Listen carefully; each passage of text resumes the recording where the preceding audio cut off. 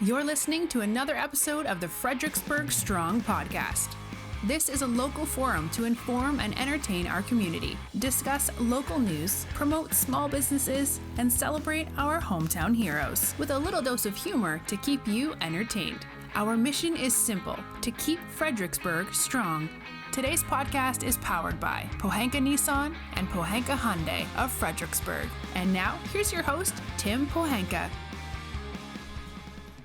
Good morning, everybody. It's Tim Pohanka, and I am here with Mark Bass from B101.5, another Fredericksburg Strong episode. Thank you for joining us. My pleasure. My pleasure. This is kind of fun having a guy from radio join me here in our little it's talk it's a little backward, isn't it? It's a lot backwards, isn't it? Yeah. I've never been interviewed by a car dealer. I told you that earlier. So this should be fascinating. Well, we like to shake things up. We really do. Yeah. So first thing I want to talk about is obviously during this time period, it's been pretty unique for businesses in the area. Yes. And the first thing I want to talk about is what you guys are doing. I mean, Sure. I will say this. You all were one of the first people to reach out and say, hey, what can we do? How can we work together? Right. Really being a part of the community. And I want to thank you for that. No, I appreciate that. Thank you. And so for people who don't know, let's talk about some of the things that you guys are doing. Sure. From a standpoint of advertisers, we have reached out to some of our better advertisers we know that are struggling, some categories, and gone, hey, look, we're going to continue to run you. Just give us copy and let it go, okay? And that's been well received, obviously. We also have reached out to the community. Well, first, early on, we geared up pretty fast. We have a great crew that responds quickly. They're all local, and they all care. And so we responded really fast with a whole lot of initiatives. One thing that we did was Dee's Local Business Spotlight, where you could go online, register your business. Dee would call you and interview you about your business for 2 minutes, 3 minutes, whatever. We put that on Morning Drive for people. We've done over 100 interviews so far during this crisis of mainly small businesses that are trying to survive. And these are businesses that normally would never have been on radio. No. Most of them have never been on our radio station. Some have and some haven't, but we're finding that it's a diverse mix of mainly small mom and pop type businesses, which are struggling right now. Not a lot of them got a government grant, so they need some help. So we did that. As a fun thing that we did was we continued to promote contesting. We're doing a $500 secret sound where you can listen to the radio, guess what this sound is. You guess it right, you win $500. Something to kind of brighten everybody's day up a little bit. We're doing a virtual food drive with the food bank, and which is great. Yeah, we've been doing this for since the day we decided to shut down. We started the virtual food drive. As of yesterday, we were over $14,000 in less than 2 months. That's huge. It's gigantic, yeah. And I want to give a shout out to Teakwood Enterprises. Yesterday, they donated $2,300 to our food drive. Wow. They heard it on air. They've been talking about it. They were thinking about it, and they're very, very good people. And they wrote a check for $2,300. And we've had a lot of that kind of stuff. A lot of our clients have been donating. A lot of our listeners have been donating, and it's all sizes, $10 to the large ones. And the virtual food bank is better than us going, hey, bring a can of corn by here and drop it off, because the food bank for $10 they can feed a family of 4. And so their dollar goes a lot better if we just give them cash. And you're also not getting the leftover stuff that's in there. I Right. mean, and it's not to say that's not a nice donation. No. But when you start to look at it, it is a little bit easier to. It is. Yeah, $10 goes a long way. All day long. To the food bank. And they have never had this much action and need before. It's interesting. I heard a story about somebody who used to be head of the food bank. He was in line at the food bank. So you never know how this is going to hit you, in the community. We're all just a few months away from that for the most part. Well, yeah, without a doubt. Yeah. So we're very happy to do that. $14,000 is a lot, and we've got a little ways to go as well. We're doing a walk-around photo challenge with the people at Front Porch Magazine, where if people are out and about, take a picture, send it to us. We post it on Facebook. Another thing to kind of give people something to do. Yeah. And we're going to give away a prize pack from the You've heard this minor league team coming to town from Fredericksburg. I've heard rumor of these. It's a game with sticks. I heard it's something like that. Well, we're giving away a prize pack from those guys. But is this a sports team? What are those? I think they're baseball. What is sports? I don't know. It's been a while. One thing I'm glad I don't have a sports talk station. You know, I know we're going to dissect this a little bit, but after we're having a little bit of fun with the team, with the guys from the team. We have our own sports talk show. Oh, I know. And we do have something to talk about. Really? But it's funny. But I scour. You know, we were looking for topics. You're scouring the net, looking at things. Mm-hmm. I will tell you, now that sports have started again, mm-hmm. in small parts, you would still be amazed on how many articles are being written about Michael Jordan's and that ESPN Last Dance. Yeah. I mean, for a Last Dance, yep. It's going on for a long time. They don't have anything else to talk about, and it is crazy. We was a subject in our talk show. Sure. That the amount of people trying to become relevant by saying they had something to do with Michael Jordan. I'm waiting for like officials to come out and say, "Oh, sure. This is what it was like to be an official with him." Yeah. It's mind-boggling. It is. I mean, I granted, I don't know what ESPN does every day, but I would be struggling if I was ESPN. I mean, it's like da-da-da, da-da-da. What are we going to talk about today? What are we talking about today? Yeah, I don't know. And I think the baseball season is going to be very limited. I'm not so sure if the Nats are going to play this year. You know, so I don't know. You know, so I think minor leagues are not going to play. Right. I don't think we'll see minor leagues play, but I think you'll see the major leagues play. You know, it'll be okay because next year the stadium will be completely built and it'll be ready to go, and you know, we're all excited about it. We're involved with the Fredericksburg Nationals as well. We were going to air the play-by-play of their games on our AM station and online. And we were building a studio for that. Yeah, I heard that. I mean, well, maybe what we should do is maybe we can just have a virtual game where we will just go out there and there you go, back. Yeah, I think we could probably pull that off. Nobody's going to listen. Oh, my God, there's baseball going on. Yeah. So we're also doing, actually we did a virtual prom party on Saturday night, 2 Saturday nights ago. Bill Carroll, who is a local well-known disc jockey, he does a lot of weddings and parties and this kind of stuff. He put on a prom party in our studio, and we live streamed it on Facebook. We've had a little over 7,000 views of that, so we're pretty proud of that, and a lot of good comments off that. You know, it's funny you should say that because, you know, I have a senior who graduated from college, and epically just anticlimactic. Yeah. And so when you think about, you know, your high school years. I know. Yeah, it's kind of sad, but what are you going to do? And there's only so much we can do. I think the fact that you guys even thought that far was pretty amazing. We're also doing a Facebook scavenger hunt. You're part of that. Yeah. Where you put your logo and you hunt around, and we're having good response off that too. Still can't find it. I don't know why. It's there. It's there somewhere. I saw it. I saw it yesterday. We started Operation Carryout pretty early, where we are talking about restaurants that are open. They can do carryout. They can do delivery. Whatever it might be, but we've got all of them online if people want to find some local place to go and get some food. Operation Carryout was pretty successful. We started it like 2 days after the shutdown, and I'll tell you, there's a lot of local restaurants in trouble right now. Well, you know, when you say that, and I want to talk about this a little bit. I saw an article the other day about the amount of fees some of these restaurants are having to pay to your Grubhubs, your DoorDash, or Uber Eats. So not only are you paying the fee on the front end, they're paying these huge fees on the back end. Yep. I think that somebody local, and I know a guy that can probably do it, should develop some sort of delivery app and make it a real low cost for these restaurants because they're getting burned by all of these delivery companies. Well, I think just getting the word out about who is actually offering it. I mean, the problem is that you don't know. Right. You know, so you may think, oh, well, you know, I'll just go to here, but find out they're still offering delivery. Yeah.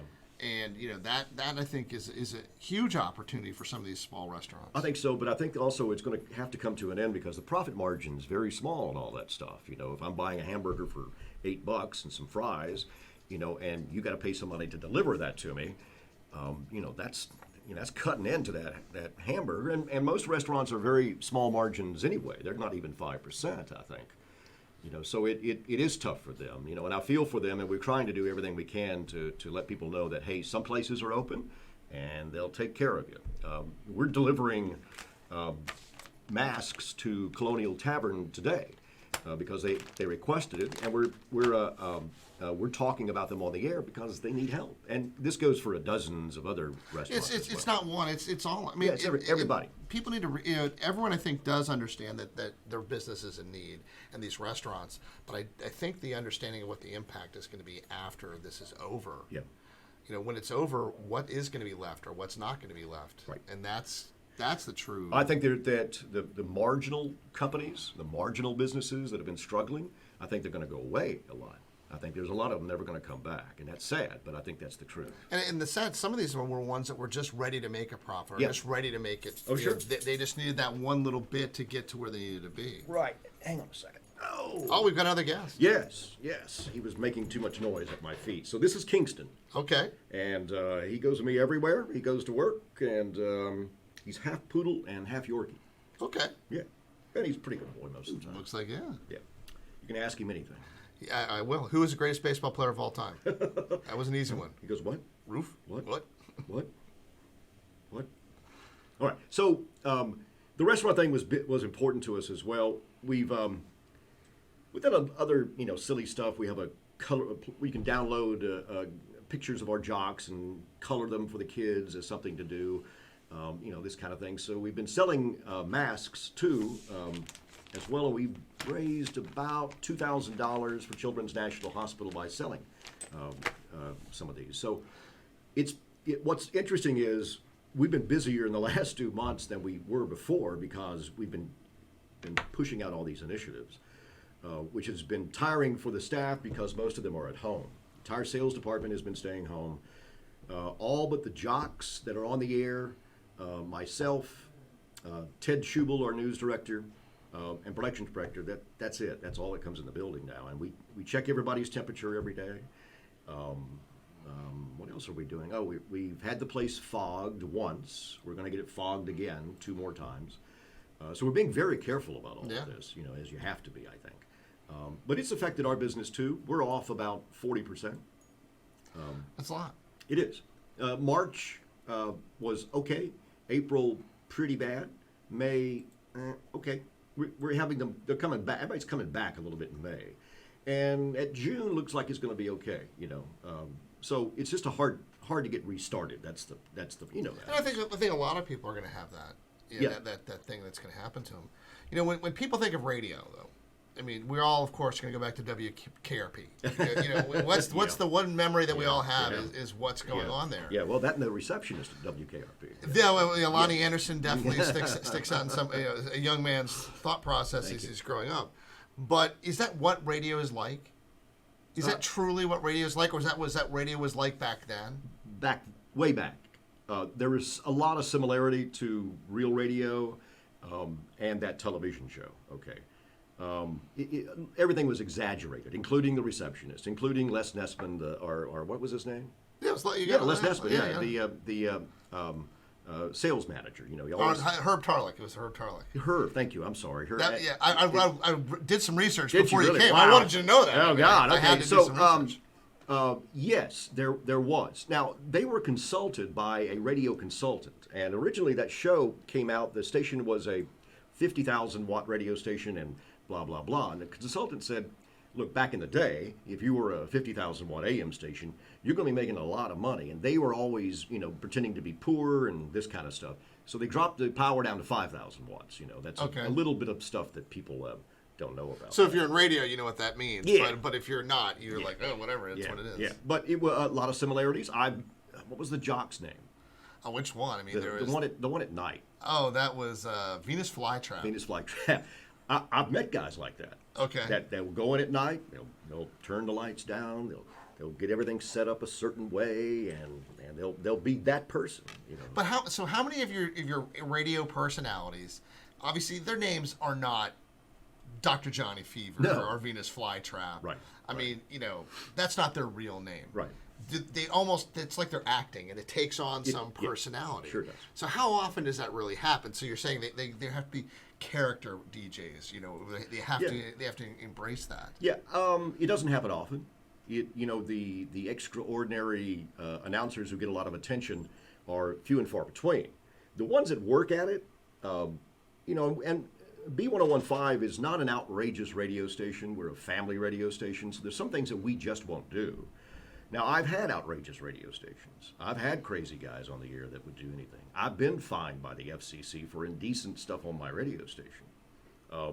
And so I witnessed this firsthand. So what's a fine that you could get from the FCC? Well, this, you want me to tell you what particularly what this? I mean, Okay, all right. So, morning jock. This was an all-talk radio station, and the talk wasn't news talk; it was guy talk. Okay, already it's starting to A lot of the picture's being painted right now. Typically, the show would have 2 guys and 1 girl on it. Okay, and the girls were always hot. Okay, I'll just say it right. In fact, one of them ended up in the Girls of Radio and Playboy. Okay. Yeah, thrilling time for all of us. Gosh, let me see how I can explain this.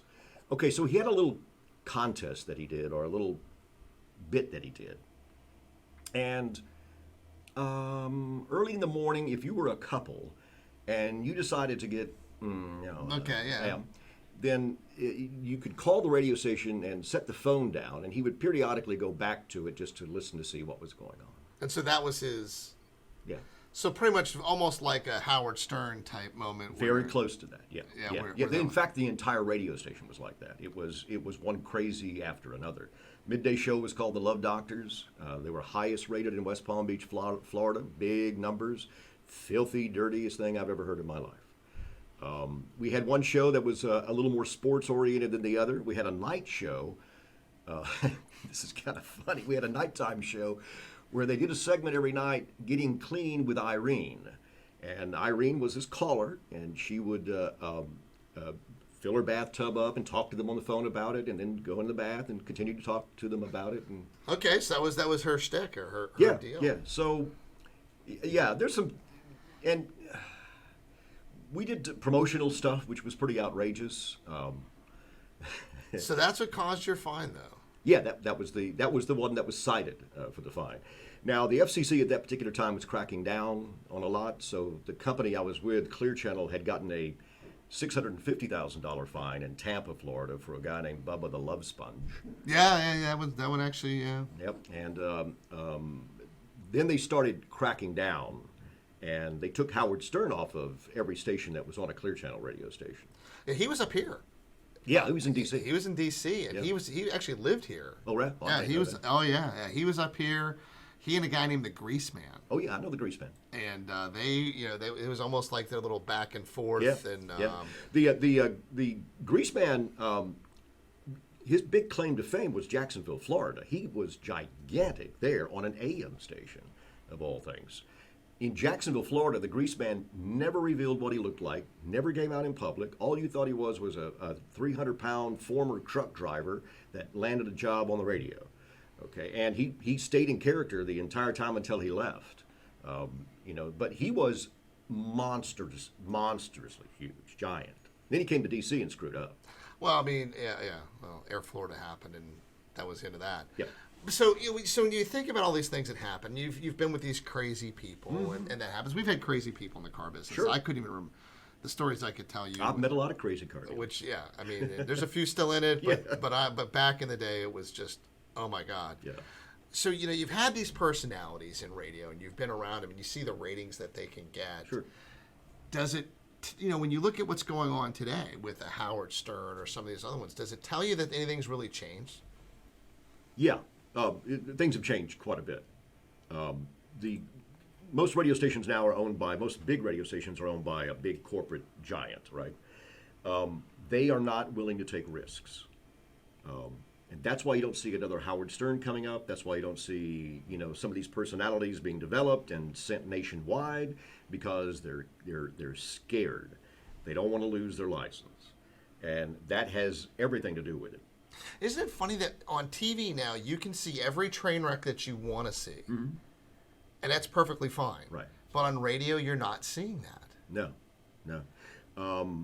Everybody's less tolerant of this than they used to be, and I don't know when the shift came, but we would do just crazy stuff sometimes, and go, okay, this is no big deal, And then, whoa, all of a sudden we'd have a complaint or somebody would file a complaint. And the other thing that I need to point out, too, is that as far as Howard Stern's case go, there was an attorney in Miami that had his staff tape Stern every day. They would pick out parts of it they thought were indecent, and he filed a complaint every day with the FCC. Every day. And that's very time-consuming and expensive for any radio station to go through. Miami was paying Stern, syndicated Stern, a little over $1 million a year to air his show. Orlando was the same way, and they were still making money off the thing. Well, that just shows how popular Yeah. how truly unique he is. Yeah. But the interesting thing about that, the national and regional advertisers wouldn't touch him. It was all local people like you, or that made decisions locally about advertising. So I have an interesting Stern story for you. Okay. A good friend of mine happens to be in the Whack Pack. No. Yes. Who? He is a car dealer that he first started working with. And he tells this amazing story. His name is Wayne Siegel. And Wayne tells this amazing story about how he first met Howard Stern. He goes, I agreed to advertise on a station, and Stern, and I listen to what happens, and all of a sudden Howard just rips into him. Oh my God, he's and I'm paraphrasing now. He's the craziest guy I've ever met. I don't know how he's still in business. Right. If you can't get a good deal there, you're never going to get a good deal. And they talk about him for like 5 to 10 minutes. Right. And Wayne's like, oh my God, steam is coming out of my ears. Yep. So I call the station, tell him I want to talk to him. This is baloney.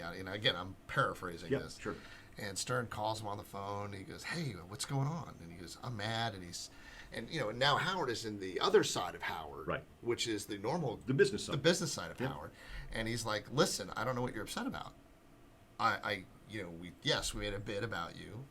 We talked about you, but you paid for a 60 seconds just read. Right. And I think I talked about you for 10 to 15 minutes. Yeah. He goes, you're never going to get that type of ROI anywhere. Don't worry about it. And he calmed him down, and they talked it out. Right.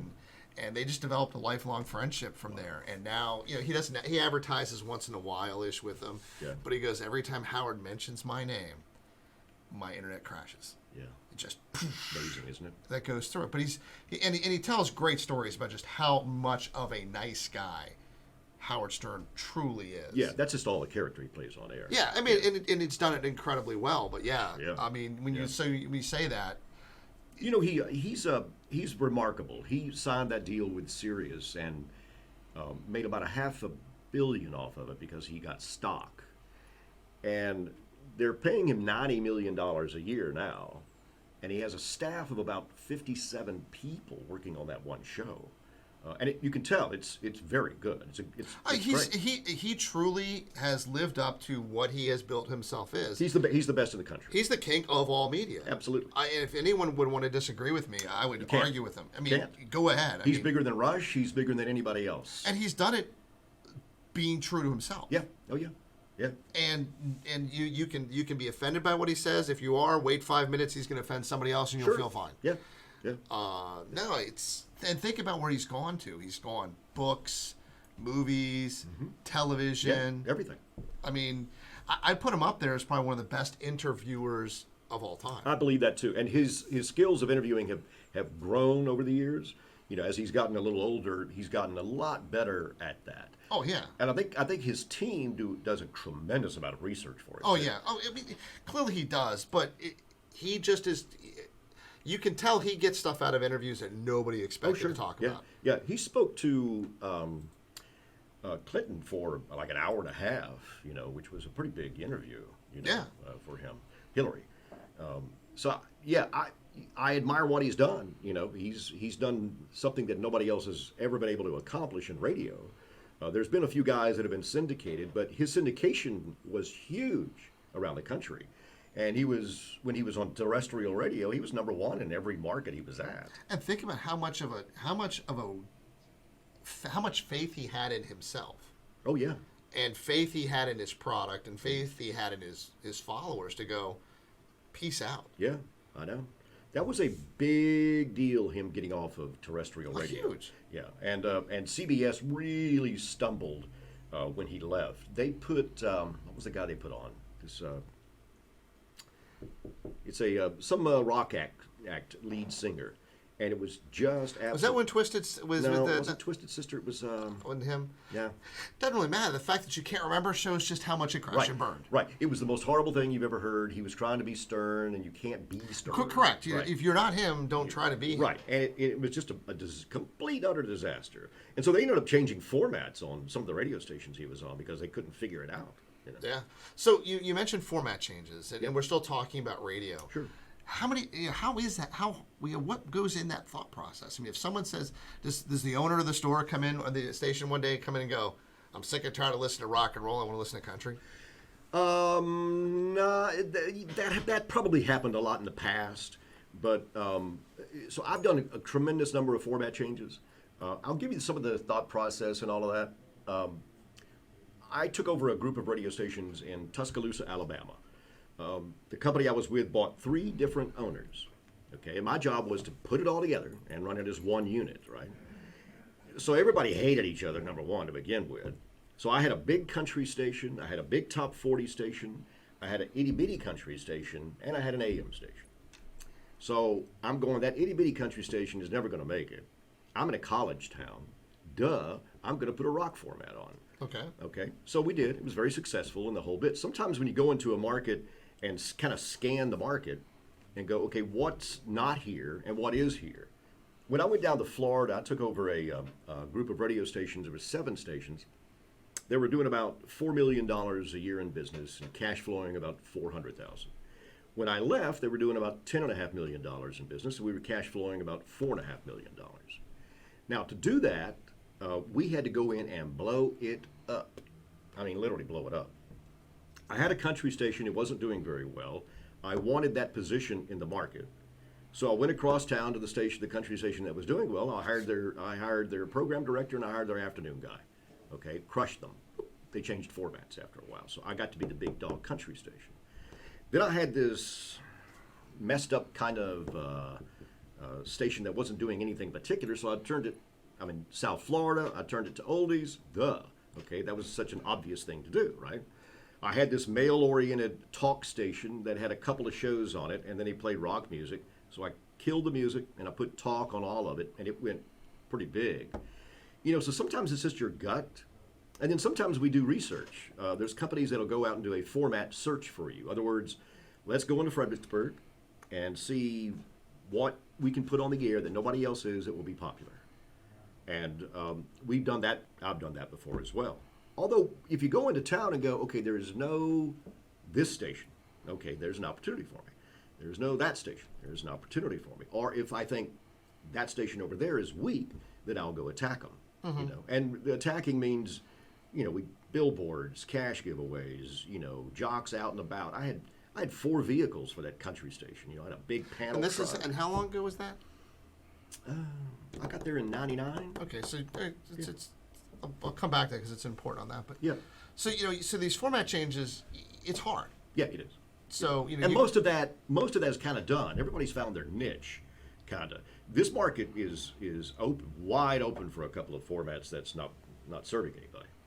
Really? Oh yeah. So what markets, if someone were to look at, what would be underserved in our area? Sure. If I had another radio station in town, I would probably take an urban AC. Okay.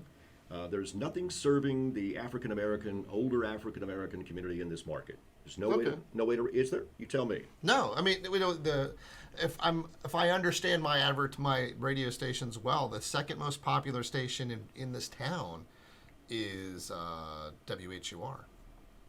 In D.C. No, well, in terms of listeners from down here. Oh, okay. Might be. Yeah. So I mean, so that gives you an idea that there is a there's a place for it here, you know. And I think if I go to you or any other client I have and go, Tim, you got to want to reach this audience. It's an affluent African American audience. You got to want it. No, that makes sense. You can't get it anywhere else. So, you know, rather than try to compete with WFLS or try to compete with B, you know, or this kind of thing. So how hard is it to do that then? If you can you go to can you sit there and say, hey, look, in today's day and age now, I can pop a radio tower in pretty quickly or this. That. I mean, what's involved in Well, that? what's involved is typically the way we do it is we'll get a consultant involved that is familiar with the format and has done research on the format, and they've got access to music research. And they will come literally with a hard drive full of music. We plug it in. They'll have it formatted and everything else for us, and then we start building the elements around it as far as jocks and promotions and stuff like that. You can change a station in 48 hours. But if you wanted to build a whole new one down here, since you said it's not being served, I mean, Well, I would take another radio station and change the format. I just grab another. Yeah, you can't find another frequency around here. It's too crowded already. So there's not any new radio stations going to be on new frequencies on the air, but you can take something and blow it up. Okay. Yeah, that's what I would do. So going back to the whole, WKRP in Cincinnati, have you ever been an on-air personality in this? Oh, I started this way when I was 16. So what were you? So were you like? So what was your persona? I did mornings for a while. Okay.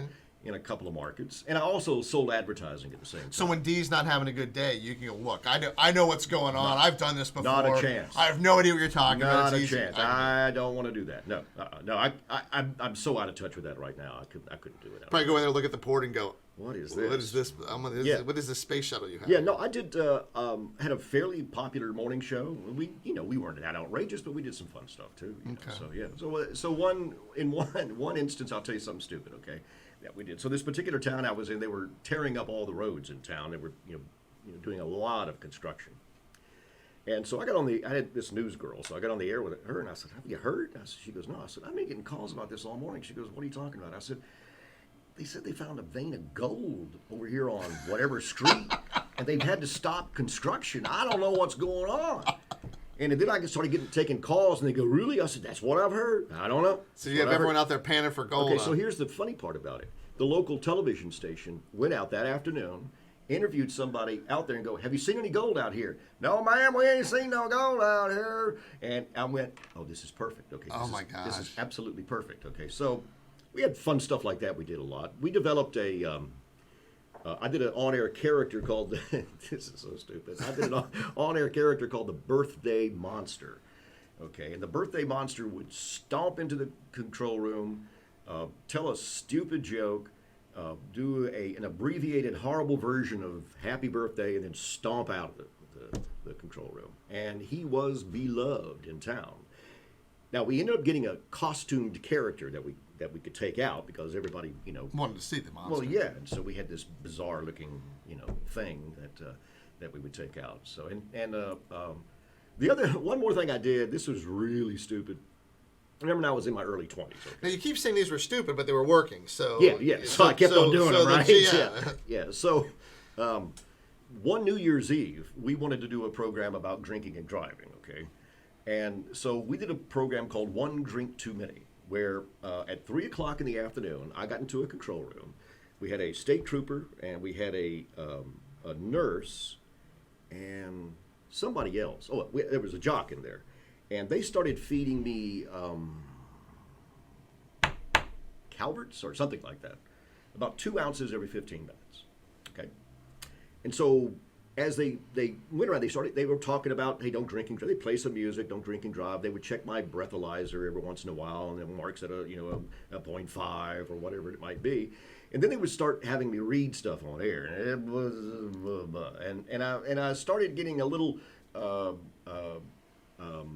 affectionate to the nurse, and it's all these stupid things. Well, it's because you become. I was drunk. It's because you become Superman. Yeah. So I ended up blowing a .35, which is very dangerous. And my wife at that time, she divorced me, which I'm not surprised. Yeah. Took me home and put me to bed. And so later that evening, I woke up, and my head was pounding, of course, and I heard all this commotion out of my living room. And I get up and I go in there, and the entire radio station is in my living room, and the owner and his wife and everybody, and they all just started applauding. And I'm going, please don't do that, okay? So that was discussed for years afterwards. Yeah, but actually, it sounds like that. Sounds like that's maybe something you need to bring back. I mean, that's a fun thing to do. I'm sure Dee would love that idea. She's probably drunk right now. Well, that's the best radio is done that way. Is, we were able to do some. She pushes coffee for a reason. Yes, right. Yeah, we were able to do some crazy things. I've got story after story of nutty things that we've done. But you don't think those crazy, nutty things would be acceptable today? No, I think they would. I just don't think anybody wants to do them. That's all. I push our guys all the time. Well, it's funny you should bring that up. So we were talking about the WKRP thing, and WKRP, they're all local, the DJs that are there. Mm-hmm. But a lot of these shows are not done local. They're piped in. Yep. They're recorded from somebody else. It's called voice tracking. Yeah, and so they're not done live. Nope. They're not done local. Nope. But you have virtually all local talent. Yeah, I don't have anybody from out of town at all. And we feel like that's our edge. That and the fact that we've got the only news guy in town, that's our edge as well. And your guys' job share. Yeah. Oh, yeah. Everybody does a little bit of everything. Yeah. Yeah, you have to. We've been able to build a YouTube account that has 40,000 subscribers. It gets 1.5 million views a month. Our Facebook account has 145,000 followers. We don't buy them; they come to us. And those numbers rival larger market radio stations. When I look at some of my competitors, they might have 10,000 followers. Okay, they might have 5,000 followers here. I've got 145,000, and that's huge. I mean, when you say those things, I know from our business and what we do, that is huge. Yep. It's very easy to look at some of the bigger Northern Virginia dealerships and what they do and say, look at what they got following them. And you look at what we have, you're going. Mm-hmm. But that takes a level of commitment back into the community. It does. It takes genuine content, not commercials. And you mentioned content. Ted. Ted is one of the only news guys that's available. Yeah. Does an excellent job about trying to bring light to lots of different subjects on a consistent basis. Well, one thing he's been doing, too, is he's been going around and interviewing local businesses in his business-to-business podcast. And everybody appreciates that. And he puts it on video, and he puts it on our YouTube account as well. It gets shared. The client or the merchant can share it. He doesn't just go to clients. He goes to whoever he wants to and what he thinks is important. Sometimes Ted will get invited to something, and he'll be the only reporter there. Nobody from the newspaper, nobody from any other website, nobody from anything. He's the only guy there. And that's kind of sad, I think. Well, especially given, I've grown up in Fredericksburg for the most part since 1984. Right. I was 15 when my family moved down here. Wow. And so I've grown up in this town. I've watched I've raised my kids in this town. And the focus on local news, local things that happen have virtually gone away. Yeah. We spoke off air or off the show about the Rowe family when they lost the radio station and they lost the newspaper. Yeah. That's been a huge loss for the area. It has been. As much as I compete against them, I think a community is better if it has a strong newspaper. And you can tell that they're doing a lot of feature stories and this kind of stuff that they can, put aside and then put it in anytime they want to. There's a lot of good people at the newspaper still. It's not about good people or bad people. It's just about that it's a focus that when it is a still community newspaper. Right. And let's be honest, newspapers have been decimated by lack of readership in general. Yeah. So a lot of what they had is gone away. Yeah, so it's not just because of the Rose, it's right. just culture. Yeah. But I think that's really a niche that people want to start to see come back, is that focus on local. I think so too. We've got, there's a Fredericksburg.today is another source of local news, which is an alternative to Fredericksburg.com. There's some out there, and we contribute to Fredericksburg.today, just to be up front. Ted does. And we have a pretty good relationship with Chris Muldrow, who runs it. And he started Fredericksburg.com with the newspaper years and years and years and years ago. He's a pretty bright guy. So we've talked a lot about the radio station, and we've talked about that, and the fact that they're local, and the fact they're engaged. And you mentioned before about getting your DJs out in the market, and activating with your DJs is an important part of a community. Sure. But, I look at your Facebook page because we're Facebook friends. And, I like to reach out and talk to you about some of the things. And this is the first time we're trying this, so we're going to see what happens here. I downloaded some interesting photographs I wanted to show you here. Thanks a lot. So this is one of you with a goat. Yeah. Sitting in there. So let's talk about this. I see you're an animal lover. Is that odd, having a goat in the office? Do you do goat yoga? Is this part of what you do for your team? I will tell you that. I'll tell you what that came about. Is every morning, the sales reps get a picture of a goat or a goat meme or something like that because we are the greatest of all time. Thank you. My business card says Goat Whisperer. On it. It does. It does. I actually did see that on there. Oh, yeah. I posted it. So, but one boss's day, I'm running around the radio station, and people are acting a little odd. Okay. In fact, one of the employees says, "What do you want?" It's like he wants me to get out of the area. I'm going, "What is he being such a butt today for?" Okay. What is going on with everybody? And they said, "We need you to meet a client in the conference room." I said, "Okay." So I went down there, and there were two small goats waiting for me. My God, do you still have the goats? No, we don't have the goats anymore. No, that was just a little. That was just a. They were loner goats. They were loner. They were loner goats. A goat to rent. Goat to rent. Yes. Yeah. So there's that. I mean, little known advertiser on your station. You have a lot of fun at the radio station. Clearly, you do. Yes. Now this is another one I thought was pretty interesting. Now, I heard that you were auditioning to be the next James Bond, and we seem to have caught you sneaking around. Yes. Well, this is at the transmitter site for WBQB, and apparently I need to pull my pants up at that particular point. But our engineer, the white socks were nice too. Thank you. Our engineer captured that on our security system and decided to send it to me. So. I mean, it's always nice to know that you have top flight security. Right? Yeah, it is. At least they're keeping tabs or something. Yeah. Now, something else that's interesting, I've noticed that on your Facebook page, you had the goat picture, and I want you to know that right after that goat picture was this picture. Yeah. So it's not the same goat. I'm just letting you know. It seemed a little strange that you had your goat. No. Now you're a foodie. I guess you could say that. Yeah. You're not just a foodie. You're a huge foodie. Yeah, I guess. Because if you follow Mark on Facebook, there's not a meal that goes by hardly that does not have a picture taken. And to be fair, most of your photos of these meals that are being served are works of art. Well, the food is a work of art. They look like an amazing. I mean, they're not plated. It's not a my wife is very particular about food and presentation and the whole bit. Oh yeah, and that's clear. And you're a huge gardener. I picked up. But I do not touch that yard. Well, somebody in your household, that would be my wife again. So yes. she needs to do some gardening. Yeah, tips can I tell you a stupid story about that? Okay. There's not a stupid story you've yet to tell. So go for it. Speaking of the yard, okay, so in the early days of us getting that house, it needed a lot of work as far as the yard goes. And so I'm out there, I'm going, and she's got a plan. I go, okay, let me help. What can I do? And she kind of sighs and goes, okay, I need a hole dug over here. I said, okay. So I grab the shovel, and I go over there and start digging a hole. Well, she comes over, and she's huffing and puffing about something. I said, what am I doing?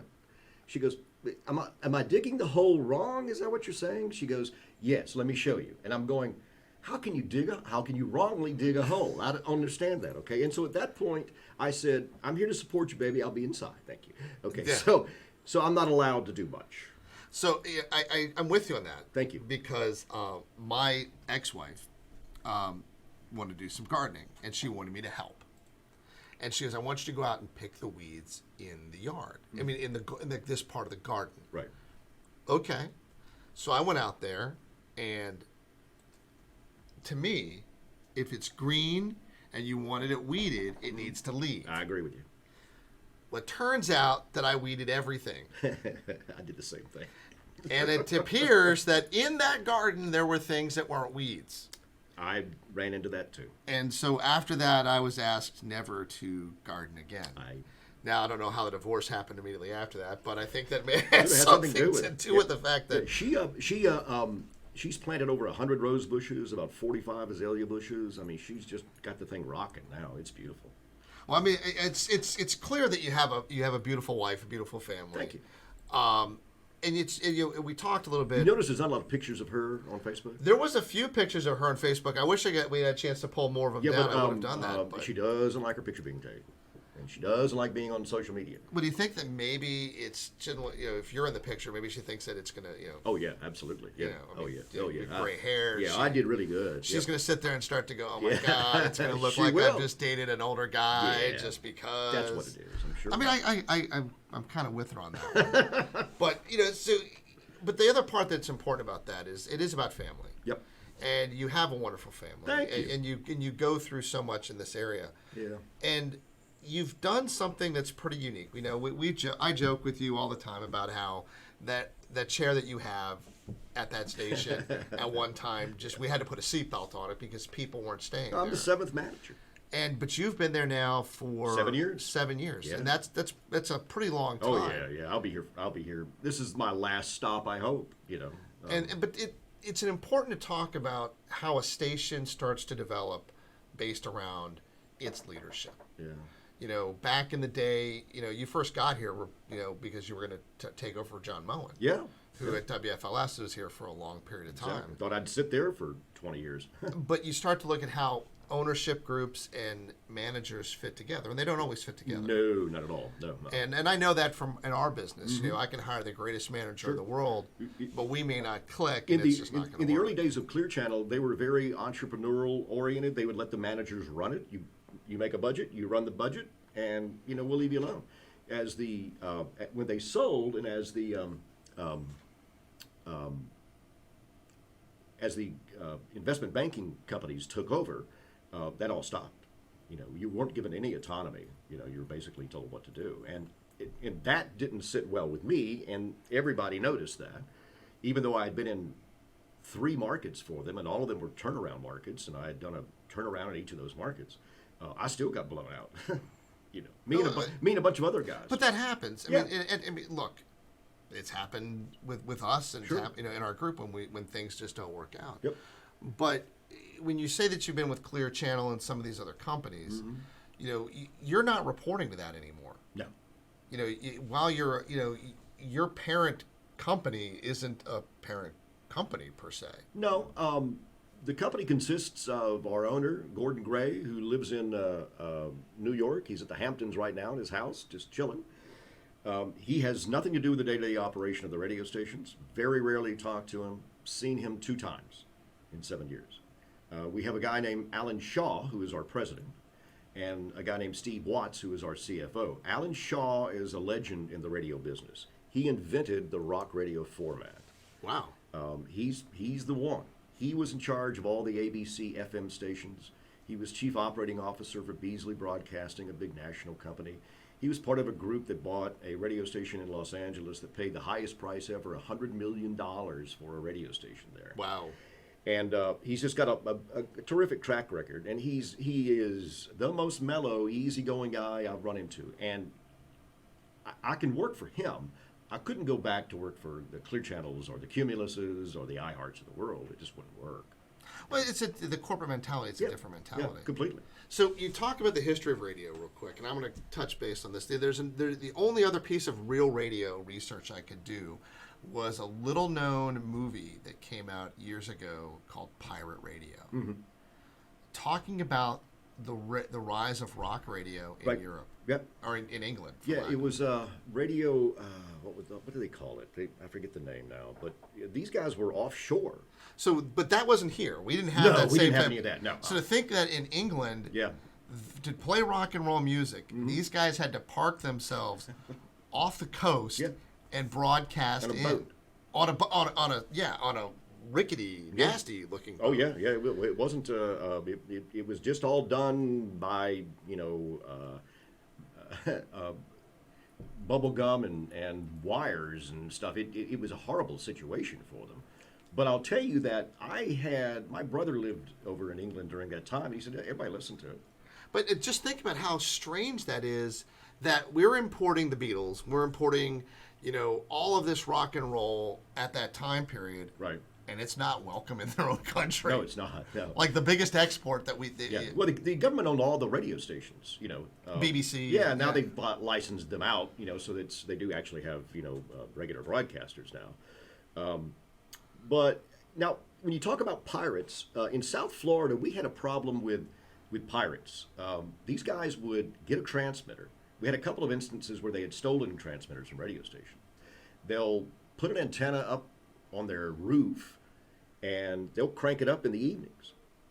I had one guy that put a station right on my frequency in West Palm Beach, which blocked me out of half the market. And he only came on at night, and he played Haitian music, some weird something or another. I finally got his phone number, and I called him up, and I said, dude, I'm going to turn you into the FCC. Means nothing, man. Okay. I said, so why don't you switch to another frequency? I said, I'll pay you $5,000 to switch to, and I gave him one of my competitors' frequency. And he says, you don't give me $5,000, man. I said, dude, I will. Trust me, I will. He finally got caught, and they were so prevalent in Florida. The state made it a felony or something like that, and so you could call the sheriff and go, hey, go over here and check this out because we found this guy. But that's happened before. Now, the funniest part I'm getting out of this is that you're willing to pay a guy to put on your competitor station. Yeah. Say, hey, I get it's illegal, Yeah. but hey, do me Yeah. a favor. And that sounds like there was a point in time we would do anything. I know There was one market. I'll tell you a story. Okay, there's one market that the spring book was about to start. Now this was when we had one radio station. Now, right? for everyone to know, a spring book is your ratings book. Ratings book. I'm sorry. Yeah. This when you had one radio station. The guy across town had one radio station. So you might have 7 different managers in town, right? And we were all gunslingers, And so we had a contest that we were doing. This other radio station tried to jump our contest. In other words, do something similar to it. We may have turned off their contest lines the day the contest started. Back when nobody checked anything, you could call up the phone company and go, I need this line, shut down, please. Thanks. They shut it down. I know that's evil. It's evil, but it's ingenious. It's devious evil. Mark, I thank you. This has been. This is like we can keep going on. Yeah, I know. But I know we've done a lot of time. I would love to get you back and talk more about some of these things because sure. I think, and include some of the team because I think it's important to really get to know the whole personalities and what goes on. Yep. We'll get Ted in here. We'll get Dee in here. Yeah. Some others. They'll love doing it. Well, think about this. The difference that we can do here is that we can go for 40 minutes to an hour where you've got music to play. Yeah. People won't sit around much. And they want to hear that. But It's been a lot of fun. I mean, I'll tell you, it's interesting listening to some of your stories, and maybe one day I can tell you about some of the war stories here about things that just actually I'll tell you one, and I will tell you one because it's interesting. We actually had an employee here that was on the Montel Williams show. My God. So yeah, she was on there. She was on there for I Can Get Anything I Want from Guys, and it was. So when we say that, we've had characters. I mean, we had another guy. Oh my God, we had another guy that loved dressing up, and we had another guy that always came to work liquored up. I mean, just the people, the stories I could tell you about the people who came. Listen, I got a million. All you got, I've got an hour or two worth of crazy stories. Oh yeah, so yeah, it's just, and I will say the sad part about the automotive industry is you wish that you could still have some of that personality with a little bit more of where we are today, where it's much more structured and understood. It is. But just have those people who were fun to be around. Before I forget, my condolences about your loss. Thank you, Jack. Yeah, my Uncle Jack. Pioneer. I will tell you, every day you judge yourself based upon what he was able to accomplish. I hear you. And at the end of every day, you go, "How did he do it?" Yeah. Just an amazing story. When you think about helping to lead the dealerships through the Great Depression, with he and his dad, Crazy and you think stuff. about the World War World War II, everything else that's going on. But the thing that I will tell you that's the most amazing thing about him is how much he gave back to the industry. Mm-hmm. Technicians that are ASE certified are because of him. Yeah. And you think about something that's just such a long-lasting impact to an industry. Mm-hmm. I don't think there's no way any of us will ever. Some of my craziness and stuff that I've done on air or had radio stations do is because of one guy that I worked for, and he kind of mentored me, heavily. And he's passed, died very early. But yeah, there's always somebody in the back somewhere that has influenced you. If you're moderately successful, somebody has guided you a little bit. Well, I will tell you, we had to talk. We had to share stories about him, and the funny story I shared is that I got a phone call from him one day, and you always took those calls, and he's like, "Tim, what are you doing on Monday?" And I had stuff to do. And I go, I don't know. What am I doing on Monday? You're going to do whatever he's telling you. Whatever you want to do. That's what we're going to do. That's what we're going to do. Amazing. So, but thank you very much. Thank you very much. It's a pleasure to be here as well. And Tim, you're very well known in the market for being a contributor to charities and supporting a lot of local stuff. I know you support the Cooking with Autism people a lot. We love those people as well, too. So thank you for all of that. Well, we wouldn't know them if it wasn't for our partnership with you all. And I will say I'm blessed. The area is blessed to have people like you and your entire team. I appreciate that. I will tell you, if you need anything, you want to reach out. I know that there, all the things that that Mark listed are out there. Something else I would be remiss not to talk about is that you guys do help on that advertising side. Yeah. And if anyone has any questions about advertising and radio, they can talk to you, because it's not just about radio. You've got all sorts of different digital. I've got digital products. I've got anything you could possibly want. And the station is doing fairly well even under the circumstances we're under right now. It's because we have a strong clientele list and we have good relationships with our clients, and I think that's part of it. And we've done a few shows about how people can learn to advertise digitally and do things, but it's not just about digital advertising necessarily. It's how you can combine all those different media. So it's all a blend. The blend is the important part of it. One thing's not going to get you where you're going to go. No, and it's funny, we talked about that with our marketing manager, and we're looking at what we need to do. And I'm like, look, Lee, we have to be on radio a little bit. We got to be on this a little bit to get what we need done. But if you got enough money, you need to be a little diverse. That's important. Tim, thank you for letting me come by. But thank you for doing it. Cool. Everyone, it's been a Fredericksburg Strong episode with Mark Bass. Thank you, Mark, and we will see you again next week. Kingston. Oh, and Kingston. I can't forget the most important part. Right. Thank you all. Thanks for listening to the Fredericksburg Strong podcast. Be sure to visit fredericksburgstrong.com to join the conversation, access the show notes, and discover our fantastic bonus content, as well as submit a request for you or your organization to appear on one of our future episodes. See you next time with another exciting episode of Fredericksburg Strong.